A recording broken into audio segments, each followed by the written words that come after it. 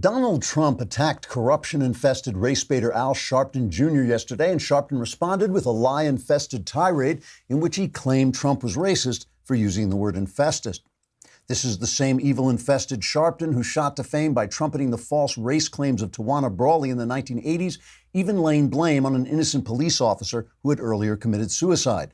But when Trump called the disgrace-infested Sharpton a, quote, con man, unquote, it must have been because Trump is racist for using the word infested. Senator Elizabeth Warren defended the sin-infested Sharpton, saying, quote, and this is a real quote, Al Sharpton has dedicated his life to the fight for justice for all. She didn't mention whether this included the 1991 part of his life, when Sharpton stirred up trouble over a tragic traffic accident in which the victim was a black child and the driver was a Hasidic Jew. The bigotry-infested Sharpton spewed so much anti-Semitic hatred, he helped incite some of the worst anti-Jewish riots this country has ever seen. 4 years later, Sharpton also helped incite a vicious anti-Semitic boycott against a Jewish shop owner, an incident that ended in mass murder. But when Donald Trump called the hate-infested Sharpton a, quote, troublemaker, unquote, it must have been because Trump is racist for using the word infested. Kamala Harris also rushed to defend the ugliness-infested Sharpton, saying, quote, and again, a real quote, Sharpton has spent his life fighting for what's right and working to improve our nation, unquote. This might not include the time the slander-infested Sharpton falsely accused 3 white Duke University lacrosse players of rape, or falsely accused George Zimmerman of murdering Trayvon Martin, or falsely claimed Michael Brown was a gentle innocent shot dead by a racist cop. Still, when Donald Trump said the turpitude-infested Sharpton, quote, hates whites and cops, unquote, that must have been because Trump is racist for using the word infested. Either that or Sharpton and his Democrat defenders are all crap-infested. Trigger warning, I'm Andrew Klavan, and this is The Andrew Klavan Show. I feel hunky-dunky, life is tickety-boo. Birds are winging, also singing hunky-dunky-doo. Ship-shaped, ipsy-topsy, the world is zippity-zing. It's a wonderful day, hurrah, hooray! It makes me want to sing.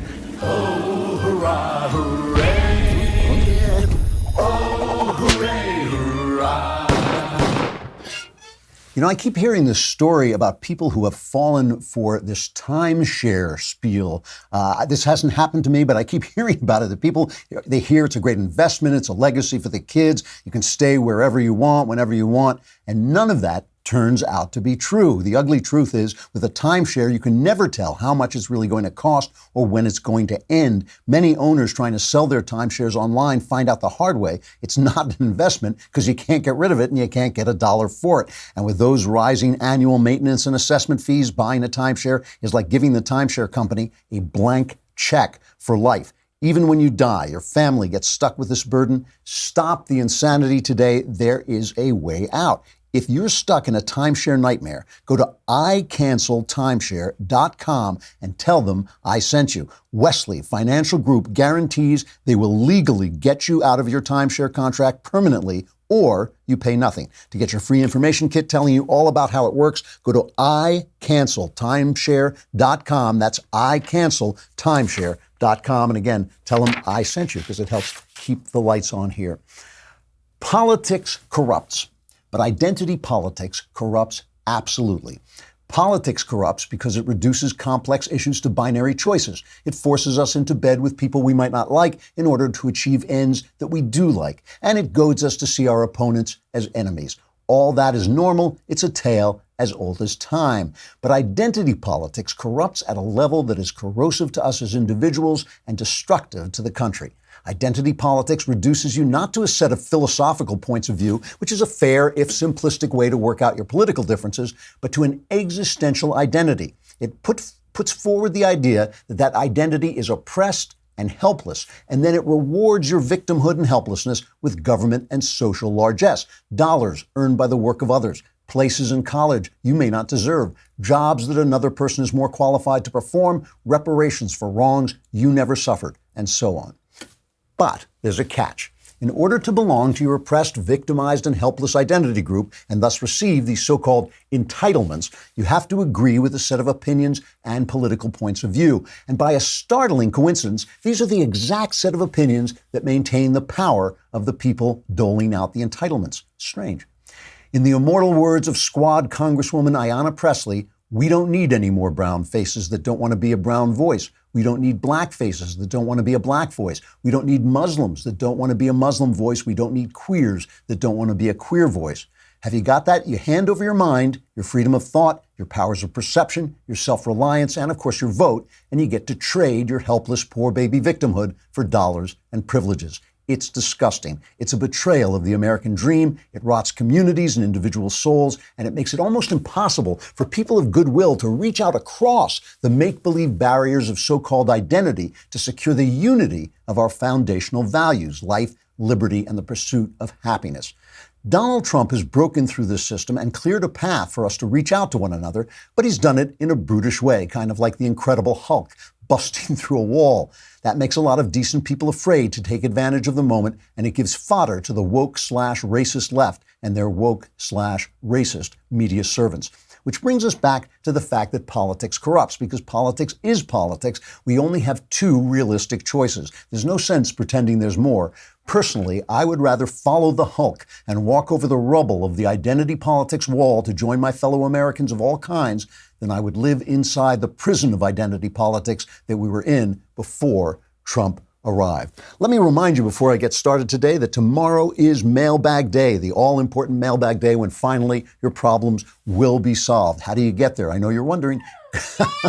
First, you have to scream like that. You have to scream exactly like that. And then on, right, you have to hit that note exactly. And magically on your computer, you will find yourself at dailywire.com. When you get there, scream like that once again, hit the podcast button. Go to the Andrew Klavan podcast. There's a little symbol of a mailbag. Hit that symbol. Now, you have to be a subscriber. It's a lousy $10 a month, a lousy $100 for the entire year. But if you are a subscriber, you can ask me anything you want. You can ask me about your personal life. You can ask me about religion. You can ask me about politics. And here's the best part. My answers are guaranteed 100% correct and will change your life.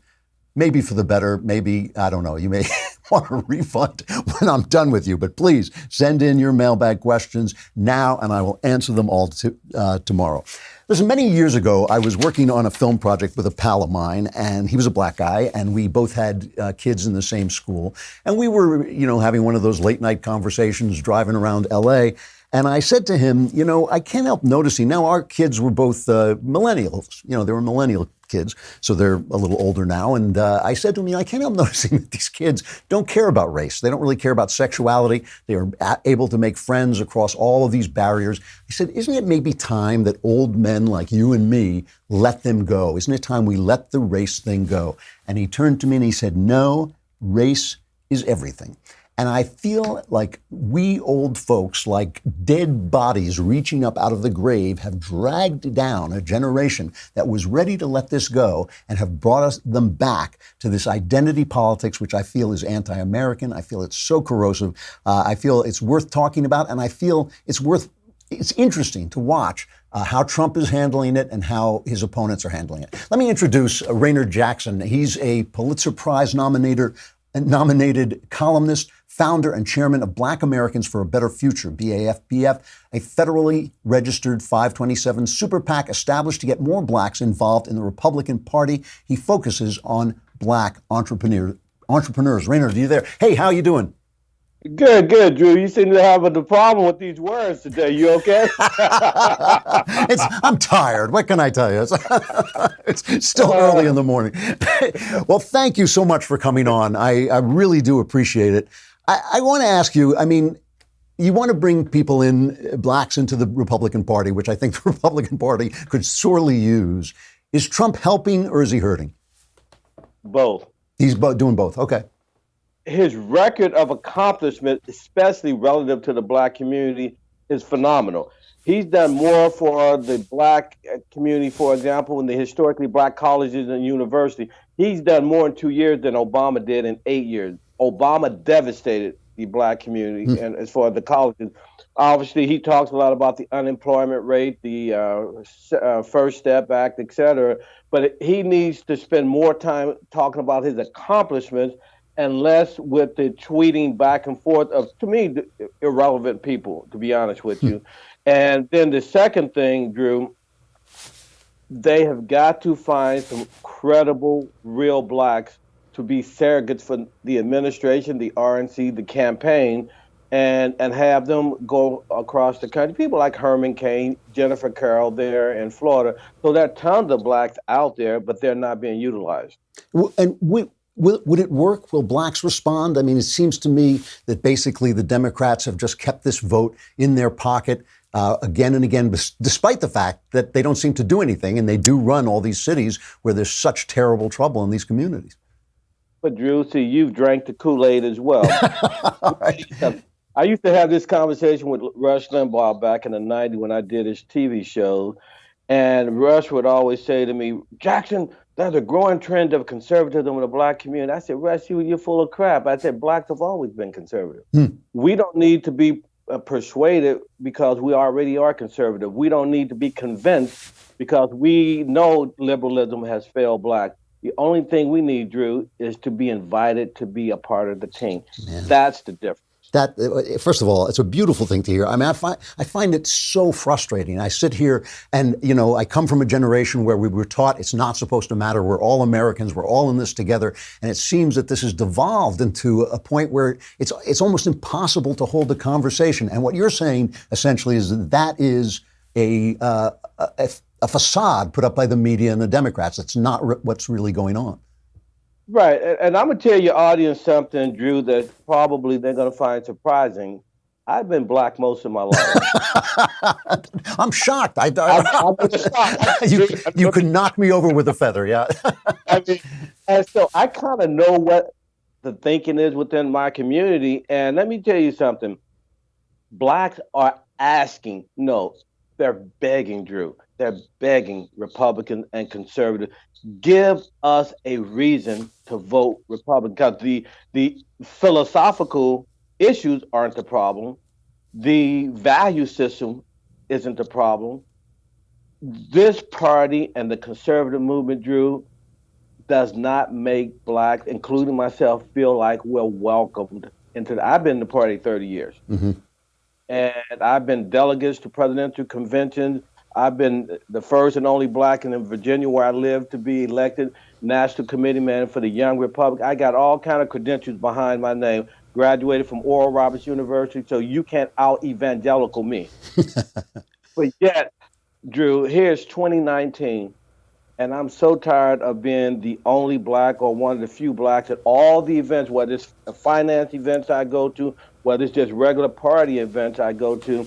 And you know what bothers me, Drew? It's one thing if you say to me, Jackson, we don't give a darn about diversity.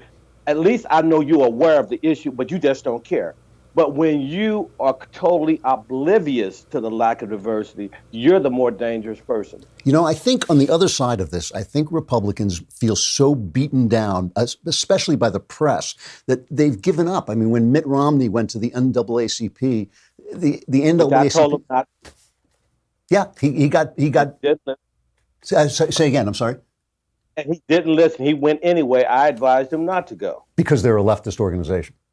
But not only that, Drew, I am so sick and tired of conservatives when it comes to the black community. They will go to Al Sharpton's event. They will go to Jesse Jackson's event. They will go to the NAACP. How about this novel thought, Drew? And I hope you're sitting tight because I'm going to fall over again. How about letting people like me, Herman Cain and others, put together our own room full of black folks who are friendly to us and have all of our dignitaries come and speak to them? CPAC in February, you know who they had front and center? They invited Van Jones. Yeah, okay. Idiotic is that? I hear you. It's a perfectly good response. Herman Cain, Jennifer Carroll, first black lieutenant governor of the state of Florida, a 20-year Navy vet.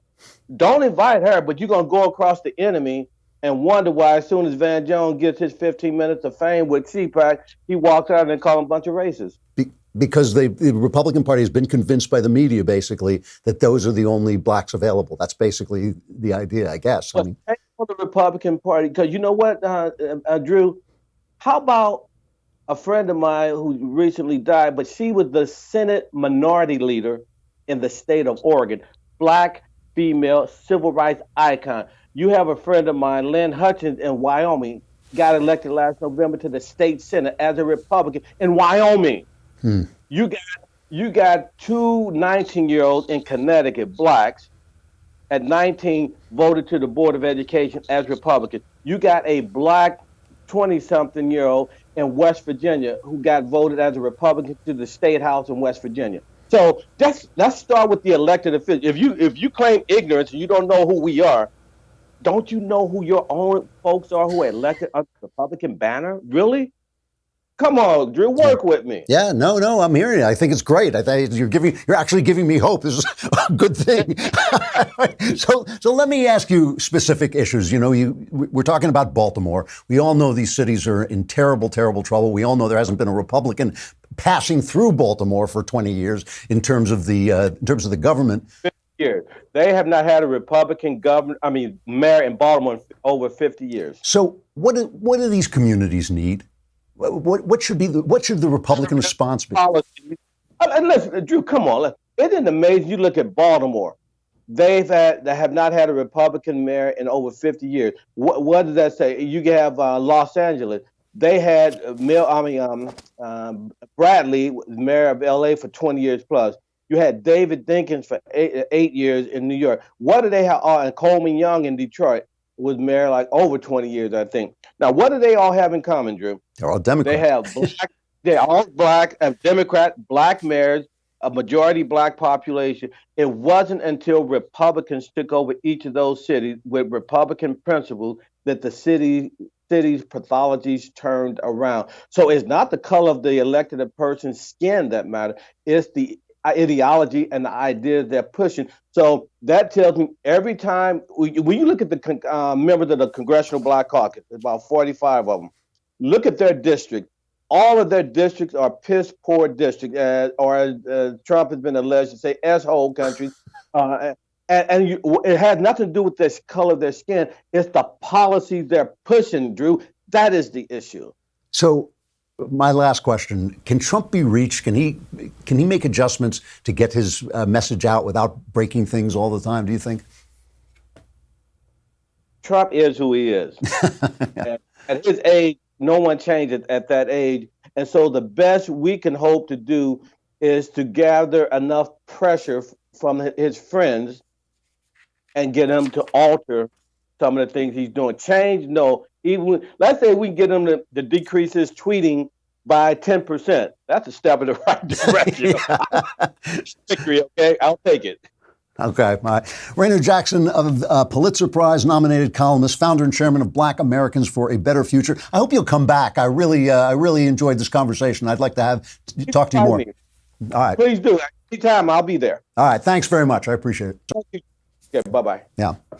It does make me hopeful because I really do feel that we are wrapped around the media. The media has power. It doesn't have as much power as it thinks it does. It sometimes backfires on the Democrats because the Democrats hear themselves echoed back to themselves and they make the mistake of thinking that the rest of us believe it. We must believe it because it's the only thing going on. But it has tremendous power over the people in Washington, D.C. that they do not hear. I mean, that's an amazing fact when you think about it. Van Jones invited to speak to conservatives. Not that we shouldn't hear liberal voices, but where is Herman Cain? Where are all the young black politicians who want to come into the Republican Party? It is a problem. I know this. I know it is for a fact. And, it's just painful to me as like a guy from that generation where we were taught, hey, we can get past this. All we got to do is stop. We got to stop looking at each other in terms of our race. Once we stop doing that, there's always going to be cultures. There's always going to be differences. There's always going to be little tribal glitches in your head. That is not a problem. The problem is this philosophical difference where we say that we are permanently divided, that we are different in some kind of essential way. I mean, the thing about it is when you look at poor communities, they all have the same problems. Going back in time to poor Irish communities in England, going back to poor communities in France in the 19th century, they all have the same problems because poverty creates the pathologies that continue poverty. And that is just true no matter what color people are, because people are all the same. I was just looking at what was going on and I was making fun of it in the opening, but it's not really all that funny. This thing with Donald Trump going after Al Sharpton. Al Sharpton joined the "Oh, Baltimore, what a wonderful, wonderful town" parade. And Trump said, I've known Al for 25 years. I went to fights with him and Don King, always got along well. He loved Trump. Trump tweeted, this is Trump's tweet. He said, Sharpton would ask me for favors often. Al is a con man, a troublemaker, always looking for a score, just doing his thing, must have intimidated Comcast, NBC, hates whites and cops. And Sharpton went out and he made this speech, I believe it was in Baltimore, hitting back at Trump. This is cut number 2. As for his attacks on me personally, Donald Trump, and I've known each other 25 years. I've marched on him with Central Park 5. I've dealt with him on the birther issue. He can say what he wants. Calls me a troublemaker. Yes, I make trouble for bigots. I made trouble for him with Central Park. I made trouble with him for birtherism. I'm going to keep making trouble for bigots. As far as me being a con man, if he really thought I was a con man, he'd be nominating me for his cabinet.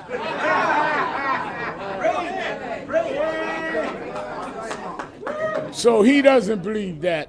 Because if you remember, right after he was elected, he called me personally and asked me to come meet with him. And he sent Omarosa to come and meet with me. So he doesn't believe that, but he's playing a race divisive card. We are here to talk about how we build together and get something done. In that spirit, let me bring the former chair of the Republican National Committee. So, Sharpton's funny. He said if I were really a con man, he'd appoint me to the cabinet. That's a funny line. But the Democrats, who just react to everything Trump does, because being a Democrat is emotionalism. They just react to everything he does. They come out and they rush out to back him. Let me just read you some of these tweets. I alluded to them in the opening, but it's worth going back. Kamala Harris, the Rev Al, that's his Twitter handle. The Rev Al has spent his life fighting for what's right and working to improve our nation, even in the face of hate. It's shameful yet unsurprising that Trump would continue to attack those who have done so much for our country. That's Kamala Harris. Elizabeth Warren. The Rev Al has dedicated his life to the fight for justice for all. No amount of racist tweets from the man in the White House will erase that, and we must not let them divide us. I stand with my friend Al Sharpton in calling out these ongoing attacks on people of color. Bill de Blasio, I've known the Rev Al for decades, and Trump's characterization is not only disrespectful, it's untrue. While the Rev Al was pushing for justice in the teachings of Dr. King, Trump was calling for the execution of 5 innocent black boys. Innocent, as we say, my buttocks. This is this guy. I mean, the history of Al Sharpton is insane. It's amazing. I mean, 1987, Tawana Brawley, a young girl, 15-year-old black girl, claimed she had been raped by white people, was found in a garbage bag with feces and racial epithets written on her body. One of Sharpton's top aides said Sharpton was pretty well convinced from the very get-go that this was untrue. But he attached himself to her like a leech, began to drum up her claims, made a big fuss out of it, accused a dead cop, a troubled cop who had committed suicide, of being one of the racists, and then accused another man of having killed the cop who committed suicide. And he still insists that this was a good thing. After 7 months of investigations, a grand jury concluded that it had found, quote, overwhelming evidence that Brawley had entirely fabricated her story and had faked the incident in order to avoid her parents discovering that she had been visiting her boyfriend. And again, a top aide of Sharpton said he knew this from the very start. The Crown Heights riot, an absolute pitiful shame. This is 1991. There was a car accident. A Hasidic Jew was actually struck by another car, and then his car veered onto a sidewalk and hit and killed a 7-year-old boy, a Guyanese boy. So he was black. Here is some of the stuff Al Sharpton said. He said, if the Jews want to get it on, tell them to pin their yarmulkes back and come over to my house. Historically, there's been a lot of tension between blacks and Jews. A Jewish guy was killed by a black mob in response. An innocent Jewish guy had nothing to do with anything. He was killed by a black mob. And Sharpton did nothing but drum up the anti-Jewish hatred. And ultimately, there were terrible, terrible riots, among the worst anti-Jewish activity in American history. And Al Sharpton was right in there stirring it up. You know, this is something. My father was from Baltimore. My family comes from Baltimore. My father's father was a pawnbroker, a classic Jewish way to get up out of poverty, worked in black communities. And my father used to say they hated us because we were the only white people who would deal with them. We were the only white people who were in their community, so they knew us face to face, and they hated us, and they took out their animosity on white people on us because we were there. And so Al has just spent a lot of time stirring up that hatred between blacks and Jews. And of course, the people in power love it when minorities fight with each other, because that means they're not fighting with the people in power. 1995, Freddie's Fashion Mart, there was a Jewish-owned clothing store. The people who own the clothing store, an African-American church, raised the rent on the clothing store. So in order to pay the raised rent, Freddie's Fashion Mart had to raise the rent on one of the business's subtenants, which happened to be a black-owned record store. So there were protests. Al Sharpton turned up again, we will not stand by and allow them to move this brother so that some white interloper can expand his business on 125th Street. This thing was rife with anti-Semitic language. And finally, a guy went into Freddie's with a gun and flammable liquid, shot several customers, and set the store on fire. 7 store employees died of smoke inhalation. And what were they? They weren't Jews. They were Hispanic people. So this is stuff Al Sharpton did. He slandered the Duke University lacrosse players, accused them of rape. He helped stir up the Ferguson riots after Michael Brown was shot. Remember, that was the hands up. I believe that was the hands up, don't shoot thing. But we found out later that Brown had charged, a large guy had charged the cop, and the cop was defending himself. And this is the guy who became an advisor to Obama. He was in and out of the White House. Obama, when he realized, I believe, this is my narrative, but I believe when Obama saw that his policies, the policies he was certain would work, actually made things worse, that's when he reverted to the race card. That's when he reverted to dividing us and saying, cops were racist. A lot of them, remember, the Dallas cops were murdered. And I feel that that blood was on Obama's hands. I'm watching this in agony. I'm watching it in agony because I really do believe in assimilation. And assimilation is difficult. Assimilation is unnatural. It is natural for us to stick with our own. Ben and I have this argument about the film Get Out, which I thought was a terrific little horror picture. And Ben, just the other day, I saw him on the Sunday Special saying he thought it had racial problems because it portrayed even nice white people, even friendly white people, as ultimately racist, ultimately people who are going to destroy black people. I think that's a misreading of the film. I think the film is showing you, in a horror movie, the fear black people have that if they assimilate, they will lose their identity. We all have that fear. I mean, I wrestled with converting to Christianity for months and months and months because I was afraid that I was betraying my Jewish identity and just somehow trying to assimilate. We all have that fear. It is difficult for everybody to assimilate. The tribal pull is always very powerful. Remember, that's what The Godfather is about. So much American art is about assimilation. That's what The Godfather is about. When The Godfather 3, Michael Corleone says you try to get out, but they suck you back in. That's the opposite side of Get Out. It's the idea that you can never become fully American, never leave your tribal loyalties behind, which is the other side of it. It is this terrible tension that assimilation creates. This identity politics is like a truck driven into this very delicate web that America has tried to create where we are all in this together. It is a Christian idea. In Christ, there is no Jew or Greek. In freedom, there is no black or white. That is supposed to be the idea. I know that there's a history. I understand that each one of us has gone through things that can never be undone. I understand all that. But this identity politics, it is poison. It is poisoning the American well. It is poisoning the American idea. It's disgusting. And the fact that our media supports it and our media promulgates it and our media props it up in order to keep Democrats in power because that's its ultimate goal. It's certainly not to improve the lives of anybody, since it doesn't improve the lives of anybody.